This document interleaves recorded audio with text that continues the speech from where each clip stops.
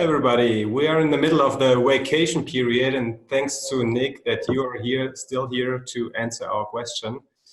Nick, when people travel, they complain a lot about having a bad sleep when they are in, for example, in the plane or in the train, in the car. What is the best tip for you to get a good nap when traveling? I think, Hannah, like we've touched on in other sessions, the R90 technique that I've developed over 22 years is just a very simple and logical process, and you can apply it to anything. So certainly when we're traveling, we should try and sleep in shorter periods because we're in unfamiliar environments like hotels. So recovery is always going to be reduced because your brain and yourself is in an unfamiliar environment. So once you accept that, you can use that technique to just do, 90-minute cycles or 30-minute cycles if you're in hotels or even when you're traveling. So that's the main one, is just to take the pressure off trying to sleep at how you think normally when you're traveling around. So, and if it comes to the hotel, I mean, always in the first 1 or 2 nights in the hotel, we all sleep bad, right? Be it on a business trip or even on a holiday. Yeah. What can we do about that? Well, I was having a conversation recently, and somebody only spends a couple of nights away every month, so not excessive. But they really worried that they didn't sleep when they're in the hotel. Yeah. If you change the mindset that this is a period of time where you're going to do something away from your normal practice, it means you could use that time probably more effectively than just trying to sleep for long blocks, because you know that recovery is down. So they would use things like mindfulness, meditation, catch up on reading some books, light exercise. They would also think about trying to make the room a little bit more familiar. So bring things that they have at home, bring along to the hotel, so it tries to make the place a little bit more familiar home. So then what would be your number one tip?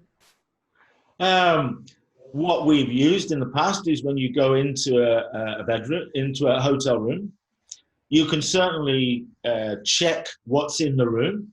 There might be overstimulating things like a picture on the wall, but turn it around. You might want to try and protect you're exposed to light coming in through the window, whatever. But I think the main one is to take something with you. I would always take, in here there's a couple of pillowcases. So I might take my own pillowcase because that's got my own smells with it, my washing powders and things. And if I put that round the pillow in the hotel, then at least I've got a nice smell. There's also, you could use a little thing called a spray, a sleep spray. So you could use a spray that's familiar at home, or use something like this to spray in the room that tells the brain, we're in a familiar environment. But also, I might even take my own pillow, right? Now, this particular, it's all wrapped up. It goes with me everywhere. I use it at home, right?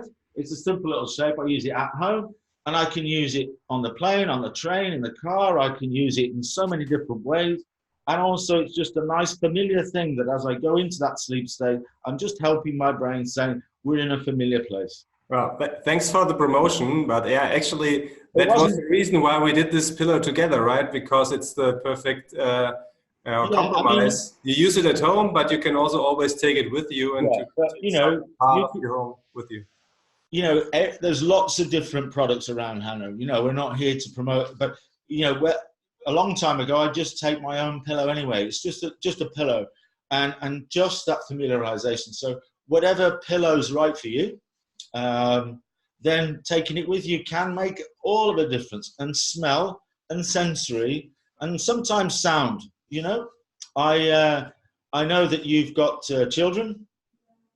If you record yourself reading a bedtime story to your children and just simply put it on your device, is that while you're in the room, you put in the buds, you listen to those sounds, and it takes you out of that environment, back into your bedroom with your children.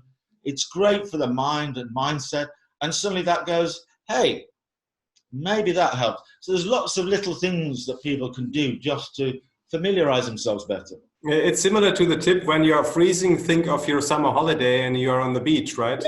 Yeah. Telling a story to your brain. Yeah, that's very interesting.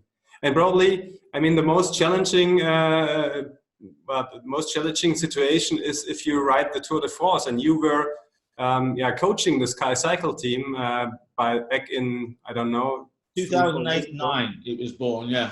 And the first big success they had was in 2012 with the first British rider on the Tour de France podium. Yeah.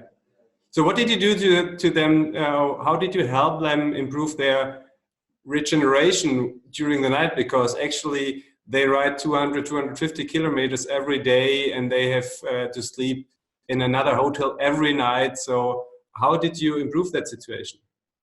Well, I think anybody who's been listening to our sessions, Hanno, we've touched on every single point, firstly, is exactly the same thing. We were looking at their education and awareness. We were looking at their sleeping in cycles polyphasically, shorter periods. We're looking at exposure to light. We're looking at familiarizing environments. And one of those things was exactly that. We would tick all the boxes about the environment at home. You talked about air conditioning and things like this. And not everybody lives in the same country with the same time zones. So we would look at their profile in their own home. We would then able to take some of those things inside a kit bag, and we would take that kit bag on the Tour de France every day in the hotel room. We would ignore the bed. We'd just use the environment, and we just put basically their bed in a bag on the floor. They curl up in it, the bedding, the linen, it's all the right smells, it's the right balance. They recover in a few 90-minute cycles. We zip it back up again and take it to the next hotel. But we'd have antibacterial. You mentioned in one of the early sessions about thinking about the electric aura that we have around us that you can't see. Well, we would take antibacterial wipes, and we would wipe all the obvious surfaces down, because the people who are in the room the night before, the day before, we don't know who they are. We don't know whether they're carrying viruses that are less, ready to break out.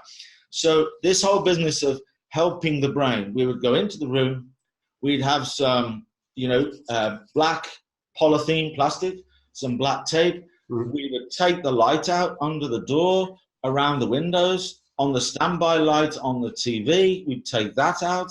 We'd wipe all the surfaces down. We'd even go to the point of a powerful hand vacuum cleaner, portable, and we'd go around all the corners, pull the bed out, get round the back, because we'd obviously have our own. We're not using the bed and the bed linen, so we've got our ability to control the environment. We put a little filter called a high particle filter, a high efficient HEPA. We'd put that in the corner of the room for an hour, and that would remove all the sort of pollutants in the room to help with the nose breathing.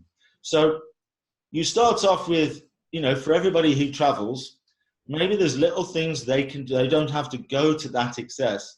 But you sort of go, if I'm going to go to that place and I'm going to sleep and I want to be able to get the best recovery, then there are little things I can do which just helps the brain think that you're not sleeping with the many thousands of people who've used that hotel room before you. And all the other factors around you. There's noise, there's people walking along the corridors, there's so many things are out of place. So you can, simple things. I was about to say quite an excessive preparation for the night, but yes, if the riders manage to win the Tour de France, then there should be at least one or two tips or tricks. For us. There is a lot more people. You don't have to go to that excess, but like you say, you've got, you can start to think about something that's practical, that can go with you, that's familiar. A little pillowcase, something like that goes in the bag. You've got, a bit of black tape just to take the standby. A packet of wipes just to go, oh, at least it's mine. There's little things like the sounds in your ears. So you're back in Barcelona, or you're back in England, or you're back at home with your kids, or it's just something that helps with the environment. So you don't have to go to that excessive lengths, but people who do. But also, I mean, when I travel and I'm sleeping in a hotel room, I also always throw my jacket over the television screen because of the standby light. I fully understand your point there. Yeah. So just get a little bit of black tape. Yeah. It's better than your jacket. A little bit of black tape, bang, and you can still use the light. But don't forget to get it off afterwards. Otherwise, the next guest will wonder why the television isn't working, right? well, the television works. It doesn't block the standby light. It's just the light. It still works. Many thanks, Nick. Looking forward to our next interview. Thank you a lot. Okay. All the best, Harry. Bye-bye. Bye.